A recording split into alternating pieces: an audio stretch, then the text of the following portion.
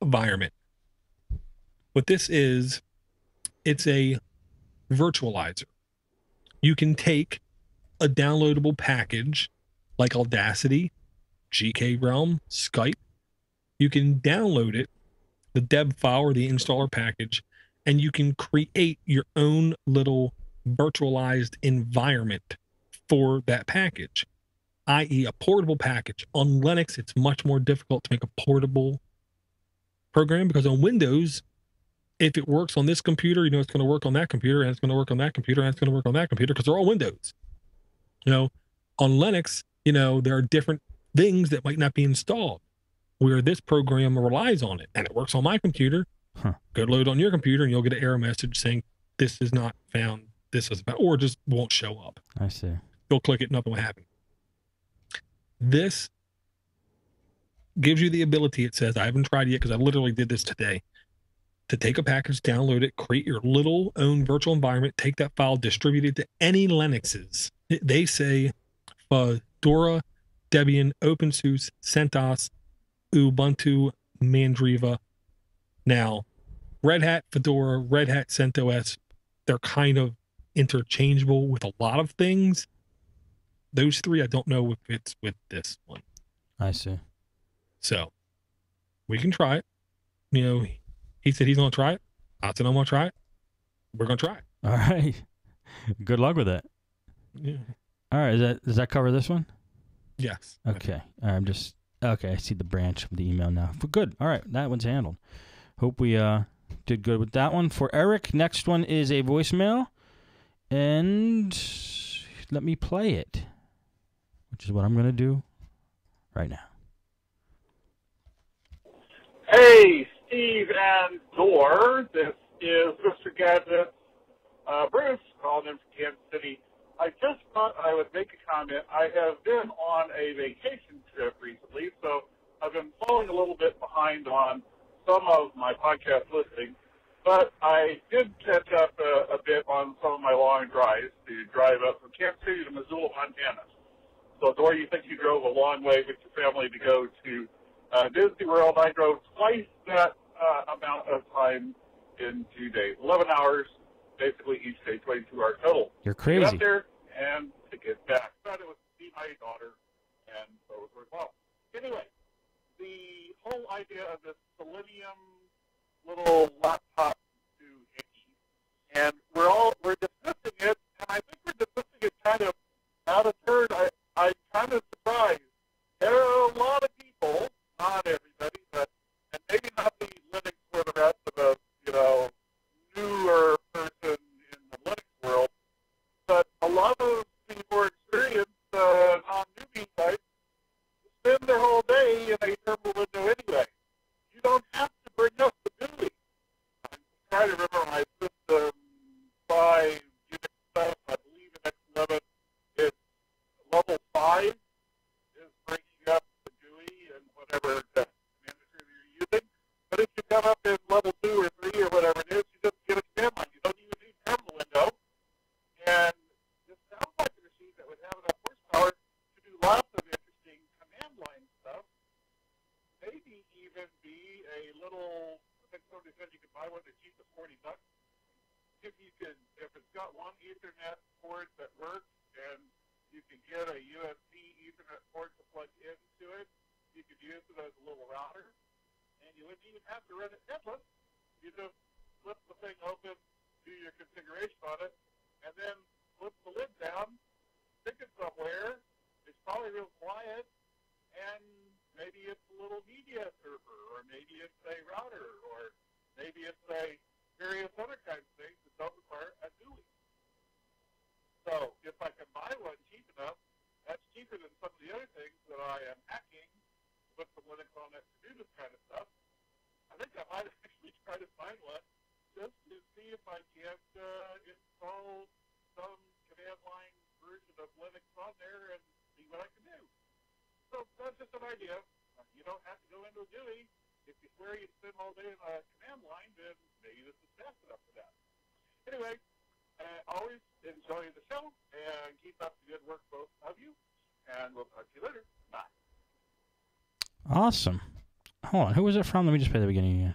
Hey, Steve and Dor. This is Mr. Gadget. Mr. Gadgets. What was the device he was talking about? Basically saying don't cut it short. You don't have to Which have device? The Sylvania Walgreens. Oh, the Sylvania. I couldn't hear it. Okay, the Sylvania. Yeah, we were beating up bad on that thing. I'll say because it's easy to. Yeah. I'll say that. Now, with that said, part of the reason why I poo-pooed it was I could not find anything in any quick reference of time either telling me how to or showing me how to install Linux on. Gotcha. Yeah, it comes with Windows CE, right? Yeah. Which tells me it probably doesn't have an Intel processor, which means if you can install Linux on it, there's only a couple you can install. I see. Not anything. And he's saying you don't need a GUI, do command line stuff with it. I 100% agree. You do not need a GUI to do stuff. For what I think is at least the bulk of our audience, it might be a bit hindrance of that for them to try to be able to use it for something. Yeah, he even said that, and that's not for the total noob. Well, unless it's well documented YouTube step-by-step tutorials, then they could even use it too. But I can't find stuff on it. If he does buy one and he does get something on it, I would love if he would document some of it. Yeah, Mr. Gadget, send it our way. We want to know about this. Yeah, and I will say the same Sylvania apparently also made an Android tablet. And there is a YouTube video, install Android on the Sylvania netbook. 100% guaranteed. Sorry, is that what it says in the title? Yes. Sorry, I just crossed my eyes. 100% guaranteed to not be able to download any apps from the Android or Google Play Playpen. Yeah. All right. And it probably would take at least 2 minutes. How much was that Sylvania? Well, everybody kept saying they could see it for $40 in places. I keep showing it $99. Yeah, I see it for $99. All right. How to say I could take 4 Raspberry Pis and Beowulf cluster those puppies together. Interesting. Thank you, Mr. Gadgets. Good stuff. Yeah. That's it for the mails and such. You might be meeting Mr. Gadgets this September. Really? I believe he's at least semi-close to OLF. I think I'm going to be meeting a lot of people. I'm looking forward to meeting whoever I meet there. And I'm really looking forward to it. I was thinking about it yesterday, actually. Excited. It better be all that it's cracked up to be. I'm holding you directly responsible. If need be, I'll pitch in for hookers and something. I don't know. Whatever it takes. Whatever it takes. Whatever it takes. 220, 120, whatever it takes. All right. Dora, what would you like to say to the folks before we end off this show after you drink your Barks? Is that Barks root beer? No, it's Avengers Dr. Pepper. Ah, it's better than the regular. Which I still don't really want to see. Me neither. Yeah. Last comments? Any word for folks? Where could people find you? We went on long enough.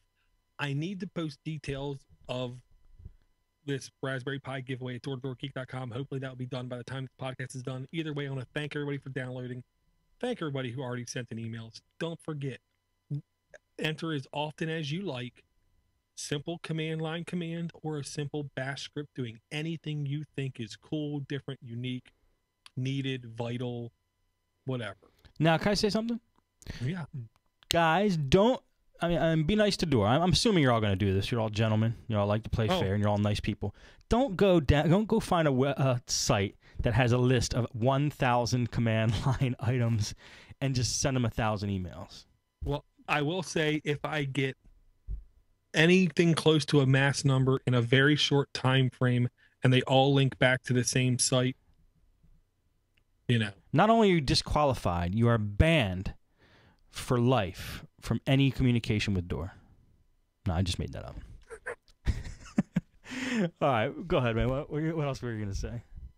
Just lastly, don't forget, I'm being a little bit comedical here, but if it involves bacon, you might go up the rung a little bit. You might get a little higher rating. You got to know how to, massage your way to the top, let's say. Yeah. Awesome. Buy Doors videos at linuxfortherestofus.com. If you haven't gotten them yet, you're crazy. And you won't be sorry. Get them. Also, I would just like to say, again, if you know people that don't know how to use a PC and you're tired of them asking you questions, or if you have a computer repair shop or you're in a computer repair business, go to learntousemypc.com, buy a bunch of Lalo's videos, throw them on your desk, make some money, and it's for a good cause. And that would be nice. I hope you guys enjoyed the show. I have fun doing it as usual. And tune into Android App Addicts. We gave some teasers this show about what we're going to talk about there. I also have a battle I need to fight with Sean. He's still giving me crap about having a white iPad, which I don't own. And then I actually busted in on Star Wars a little bit on him, so I think I'm in for a beating.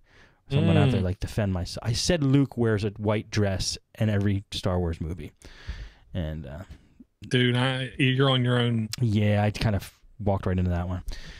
Anyway, hope you guys enjoyed the show, and we'll talk to you in a bit. Thanks.